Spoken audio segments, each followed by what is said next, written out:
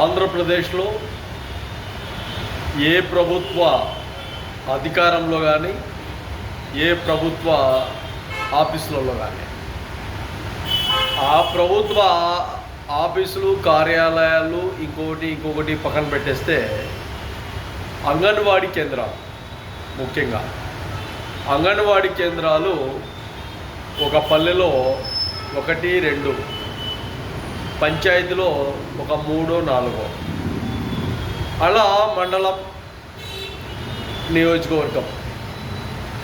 పంచాయతీలో పనిచేసే వ్యక్తులు, టీచర్లుగా పనిచేసే వ్యక్తులు కానీ, ఆయాగా పనిచేసే వ్యక్తులు కానీ ఒక విధానాలతో ఒక జీతం. ఆ విధానాలతో జీతం టీచర్లు ఎవరు, పిల్లలకు అన్ని విధాలుగా ఆయాగా పనిచేసే వ్యక్తులు ఎవరు. ఇక్కడి నుంచి తీసుకుంటే బాగా మున్సిపాలిటీ, నగర పంచాయతీ ఒక కార్యాలయం.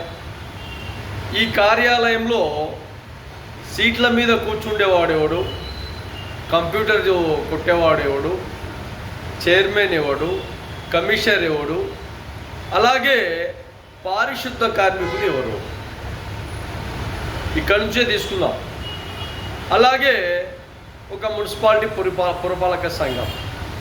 ఇక్కడ పారిశుద్ధ కార్మికులు ఎవరు, ఆఫీసర్లుగా కూర్చుండే వాళ్ళు ఎవరు, ప్లంబర్స్ ఎవరు, రకరకాలుగా ఇంకా మున్సిపాలిటీకి సంబంధించి. అదేవిధంగా సిటీ కార్పొరేషన్ అంటే నగర కార్పొరేషన్. ఈ నగర కార్పొరేషన్ తీసుకున్నా కూడా సేమ్ అంతే. అలాగే భారతదేశంలో ఎక్కడైనా కానీ అది రాష్ట్ర ప్రభుత్వాలు కావచ్చు, కేంద్ర ప్రభుత్వాలు కావచ్చు, శ్రామికంగా పనిచేసే వ్యక్తులందరూ దాదాపు ఆ సామాజిక వర్గాలు, కుర్చీలలో కూర్చుండే వ్యక్తులు ప్రతి ఒక్కడు ఇంకో సామాజిక వర్గాలు. ఎన్ని ఏళ్ల తరబడి ఏ విధంగా ఏర్పాటు చేస్తున్నా ఆ సీటు మీద మాత్రం ఇంకొకరిని కూర్చోనీయకుండా ఏర్పాటు చేస్తారు ఈ రాజకీయ విధానాల్లో భాగంగా అధికారం.